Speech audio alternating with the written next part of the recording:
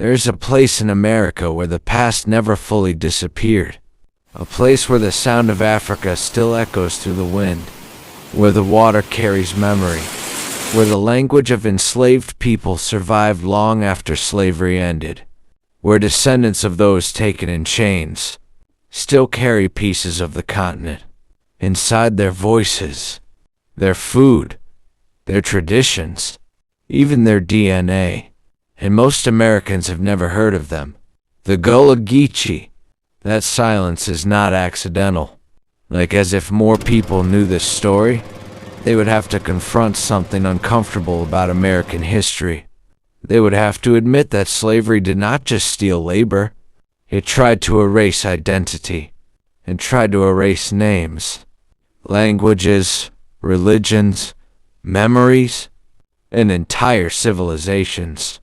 It tried to turn human beings into property, so completely that future generations would never even remember where they came from. And for millions of Black Americans, that erasure worked. Family histories disappeared. Languages vanished. Connections to specific African nations were cut apart forever. But along the southeastern coast of the United States, on a chain of isolated sea islands, stretching from North Carolina down to northern Florida, one community held on to what the system tried to destroy. The Gullah Geechee never completely let Africa go. Their ancestors were enslaved Africans brought to work the rice, indigo, and cotton plantations of the Low Country. Men, women, and children stolen mostly from West and Central Africa, taken from places like Sierra Leone, Angola, Senegal, Liberia, and the Congo, packed into slave ships, forced across the Atlantic Ocean, sold into one of the cruelest systems human beings ever created. Most people imagine slavery only as chains and whips, but the deeper violence was cultural destruction. Slave owners understood something powerful. If people remembered who they were, they could resist. So enslaved Africans were intentionally separated from others who spoke the same language. Their spiritual practices were banned. Their names were changed. Their children were taught to forget everything connected to Africa. Entire generations grew up with fragments instead of history. But geography changed everything for the Gullah Geechee. The sea islands were isolated by rivers, marshes, and tidal water. Thick wetlands separated them from mainland America. Plantation owners and white overseers often avoided living there permanently because the conditions were harsh. The land was difficult, and diseases like malaria spread easily through the coastal swamps. Ironically, the same isolation that made the islands dangerous for slave owners created space for enslaved Africans to preserve themselves. And inside that isolation, something extraordinary happened. People from many African ethnic groups were forced together in these coastal regions. Mandinka, Mende, Wolof, Yoruba, Bakongo, Igbo, Fula. Dozens of cultures, languages, and traditions meeting under unimaginable suffering. But instead of disappearing, they adapted. Their traditions blended together into something new while still remaining deeply African at its core. Song survived. Spiritual rituals survived. Food survived. Stories survived. Even ways of speaking survived. The result became what we now know as Gullah Geechee culture, a living African diaspora unlike anything else in the United States. Today, more than 1 million people identify as Gullah Geechee, families who still live near the same coastline, where their ancestors were enslaved centuries ago, families whose connection to the land stretches across generations of survival. And yet most school systems barely mention them. Why? Because the existence of the Gullah Geechee challenges the version of history Many people were taught. It proves that enslaved Africans were never culturally empty. They arrived with knowledge, with science, with architecture, with spirituality, with agricultural expertise, with languages sophisticated enough to survive centuries of oppression. The Gullah Geechee story destroys the lie that slavery civilized African people. In reality, African knowledge helped build America, especially rice. European colonists did not know how to grow rice successfully in the coastal wetlands of the American South. The environment was too difficult. The tidal systems were too complex. The engineering required advanced knowledge of irrigation, flooding, drainage, and seasonal water control. But West Africans already knew how. For centuries, rice cultivation had existed across regions of Sierra Leone and surrounding areas. African farmers understood techniques Europeans had never mastered, and slave traders knew it too. Historians now believe many enslaved Africans were specifically targeted because of their expertise in rice farming. Their knowledge became the foundation of the Southern rice economy that made plantation owners rich beyond imagination. Think about that for a moment. The same people America tried to dehumanize were the very people whose intelligence created massive agricultural wealth. The Gullah Geechee were not simply labelers forced into fields. They were engineers of an entire economic system. But history rarely tells the story that way. Instead, generations grew up learning about plantations, without learning about the African expertise that made those plantations possible in the first place. And still, despite everything taken from them, the Gullah Geechee preserved something even more valuable than economic knowledge. They preserved memory. Not perfectly, not untouched, but enough. Enough for descendants centuries later to still hear Africa in the language. Enough to still taste Africa in the food. Enough to still recognize Africa in spiritual traditions, passed from one generation to another. Enough that modern science would eventually confirm what the community had always known deep inside themselves, that the connection was never truly broken. And that is what makes this story emotional. Because in a country built on forgetting, the Gullah Geechee remembered. For generations, the Gullah Geechee carried a truth inside themselves that science had not yet confirmed. They believed their connection in Africa was still alive. Not symbolically, not emotionally, literally. Alive in their language, alive in their traditions, alive in their blood. And eventually, modern genetics proved they were right. When most people think about slavery, they think about disappearance. They think about how millions of Africans were stripped of their identities after arriving in America. Languages vanished. Ethnic histories disappeared. Family records were destroyed.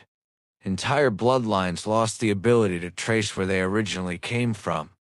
That loss became one of slavery's deepest wounds. Many Black Americans today can only trace fragments of ancestry because the transatlantic slave trade intentionally erased those connections. Human beings were treated as cargo instead of people. Records focused on prices, labor value, and ownership rather than preserving cultural identity. But the Gullah Geechee story unfolded differently.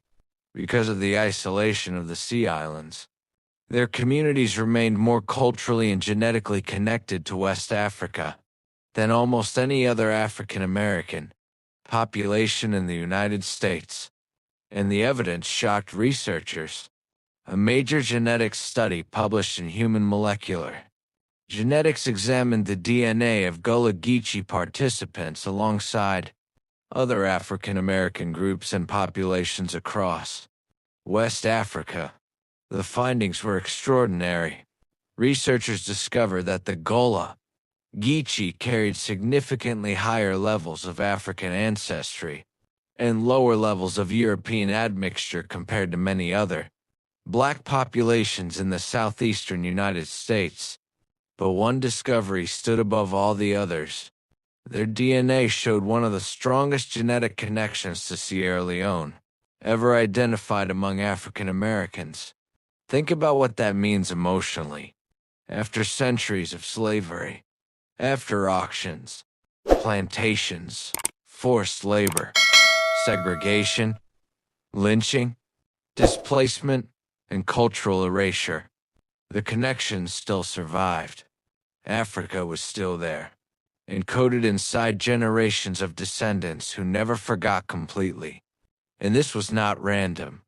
Historians now believe many enslaved Africans brought to the coastal Carolinas and Georgia regions were specifically selected because of their expertise in rice cultivation. European plantation owners desperately wanted people skilled in growing rice in difficult wetland environments. West Africans already possessed that knowledge, especially people from Sierra Leone and neighboring regions known historically for advanced rice farming systems, so slave traders targeted them. Men and women were kidnapped not only because their bodies could work, but because their knowledge was valuable.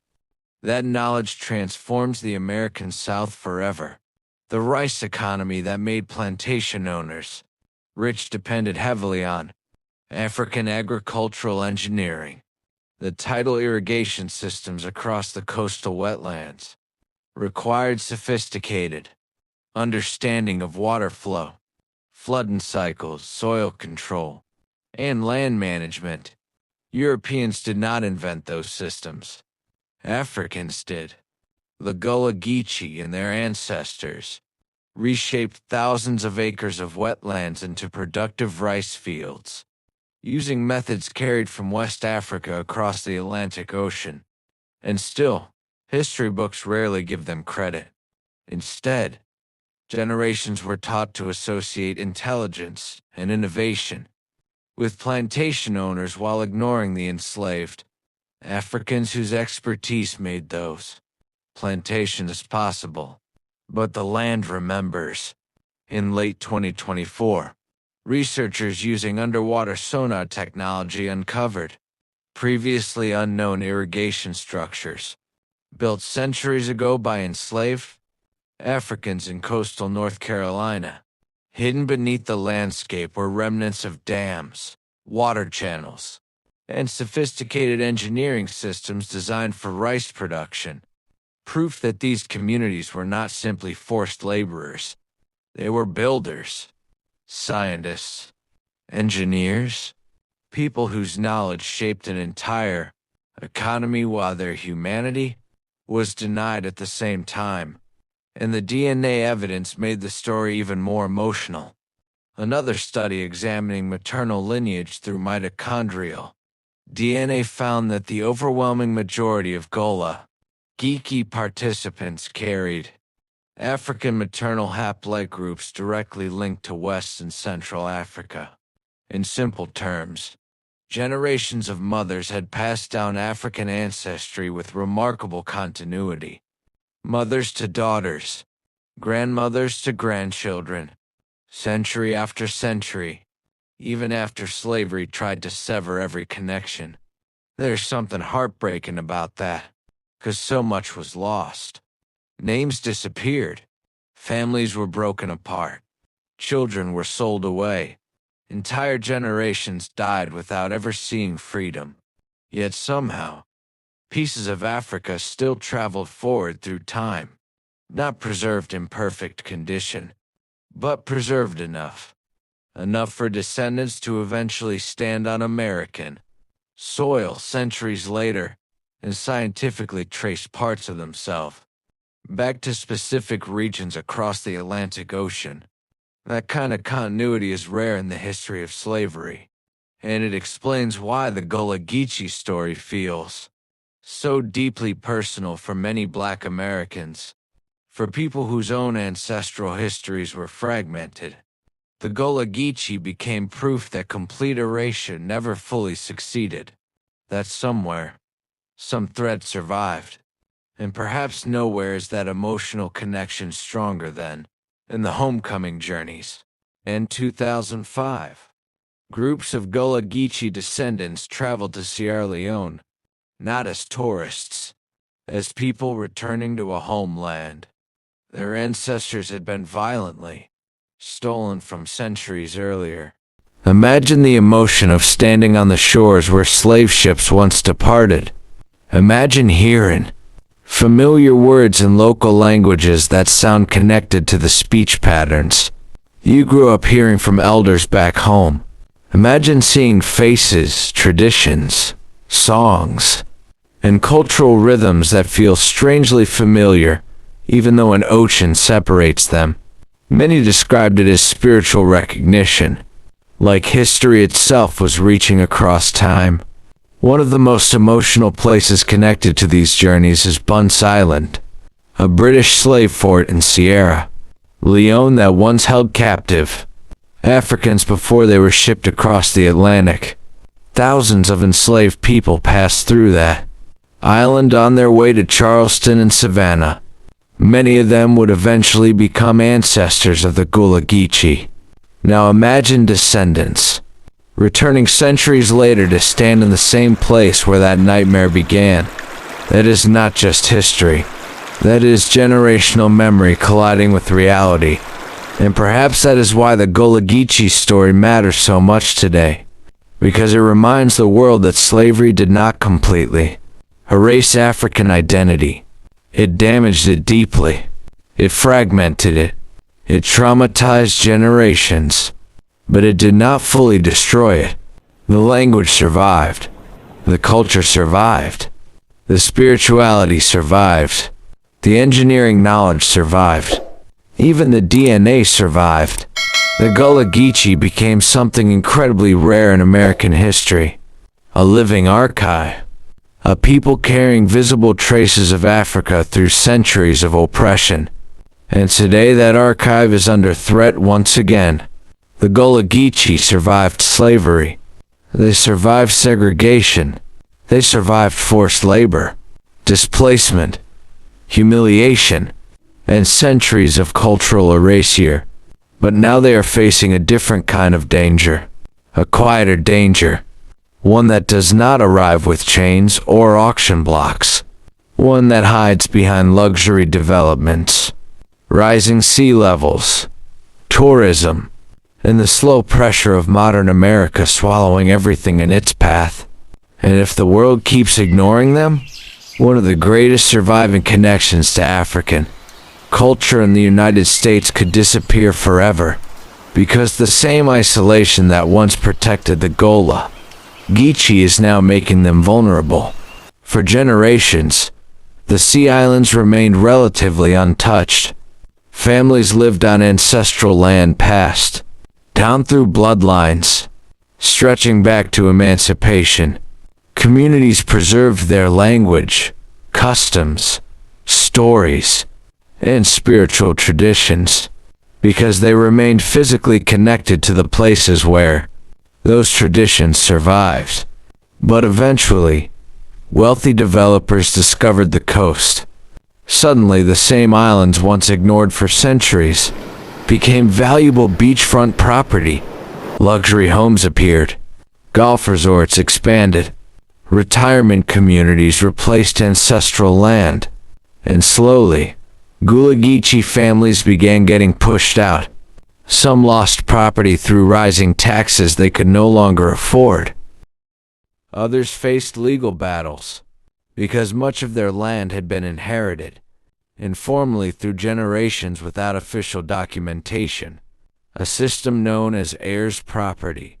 Families who had lived there for over a century suddenly found themselves vulnerable to developers with money, lawyers, and political influence. Imagine surviving slavery only for your descendants to lose the land generations later because the modern world decided your home was profitable. That pain is happening right now. Entire communities are shrinking. Places where elders once spoke Gullah fluently are disappearing beneath tourism and development. Young people move away searching for work. Cultural traditions weaken when families become scattered. And then there is climate change. The Sea Islands are among the most climate-threatened regions in America. Rising sea levels continue swallowing marshlands that once protected coastal communities. Storms grow stronger. Flooding worsens year after year. For the Gullah Geechee, this is more than an environmental issue. It is existential, because their culture is tied directly to the land. The waterways, the marshes, the coastlines, the islands themselves. These places are not just scenery. They are living memory. They are part of the cultural DNA of the community. When the land disappears, history disappears with it. Queen Quet, the elected chiefess of the Gullah Geechee Nation, warned Congress about this directly. She explained that if the people are displaced from the Sea Islands, the culture itself may not survive in the same way again. And history suggests she may be right, because cultural memory is fragile, especially after centuries of pressure. The Gullah language itself is already endangered. For decades, children were discouraged from speaking it in schools. Many elders were made to feel ashamed of their accents and speech patterns. Society treated the language as inferior instead of recognizing it is one of the most important surviving African linguistic systems in North America. That stigma caused damage. Some younger generations stopped learning the language fluently. Others understood it, but no longer spoke it confidently in public. This is how cultural erasure often works. Not always through violence, sometimes through shame. A system convinces people that survival requires abandoning pieces of themselves. And yet, despite all of this, the Gullah Geechee are still fighting to preserve what remains. Community leaders continue teaching the language. Artists continue weaving sweetgrass baskets by hand. Historians continue documenting oral traditions before elders pass away. Families continue preparing recipes, carried through generations from West Africa to the American South. And perhaps most importantly, younger generations are beginning to reclaim pride in their identity again. Because for a long time, America treated Gullah Geechee culture as invisible. But now more people are finally beginning to understand what was preserved there. Not just traditions, not just folklore. A direct line to Africa.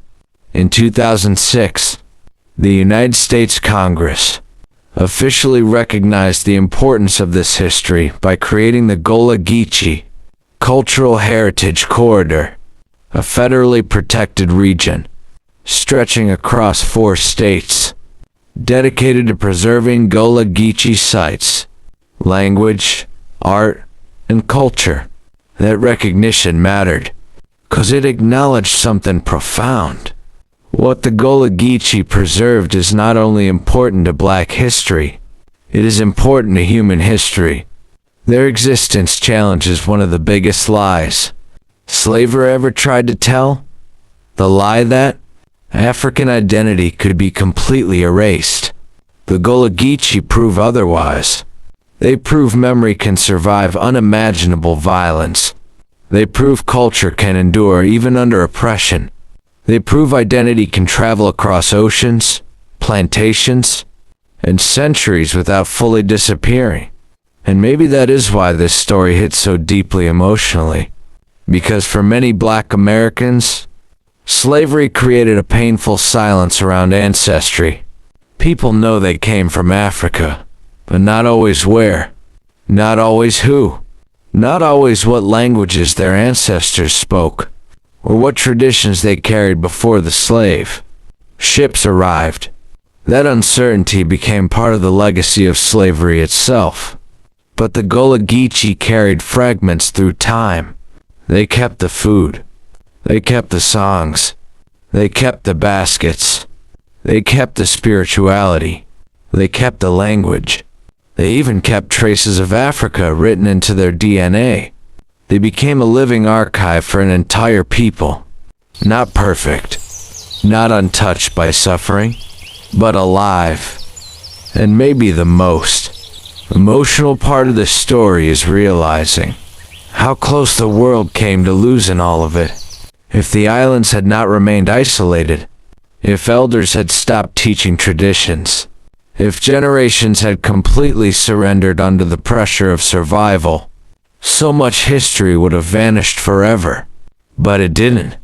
Against every odd imaginable, the Gullah Geechee remembered. And today, their survival asks a question larger than history itself. What does it mean for a people to hold onto themselves when the world keeps trying to make them forget? Maybe the answer is this. As long as even one voice still speaks the language, as long as one family still cooks the food, as long as one basket is still woven by hand, as long as one child still learns the story, Africa is still alive there. The Gullah Geechee story is not just history. It is a reminder that even when systems are built to erase people, something always survives. Sometimes it is language. Sometimes it is food. Sometimes it is music. Sometimes it is DNA. Sometimes it is simply memory refusing to die. But survival alone is not enough. Because cultures don't disappear in one moment. They disappear slowly, when the world stops paying attention. And that is why stories like this matter. Because attention is preservation. Listening is protection. Sharing is survival. The Gullah Geechee are still here. Still speaking. Still singing. Still weaving. Still fighting to keep their land, their language, and their identity alive against everything working against them. And now you know. So don't let it end here. If this story moved you, don't just scroll past it. Like this video. Share it so others can learn what was never taught in schools. And subscribe for more stories that bring hidden history, black culture, and untold truths back into the light. Because if we don't tell these stories, they risk being lost again. And this time, we cannot afford to forget.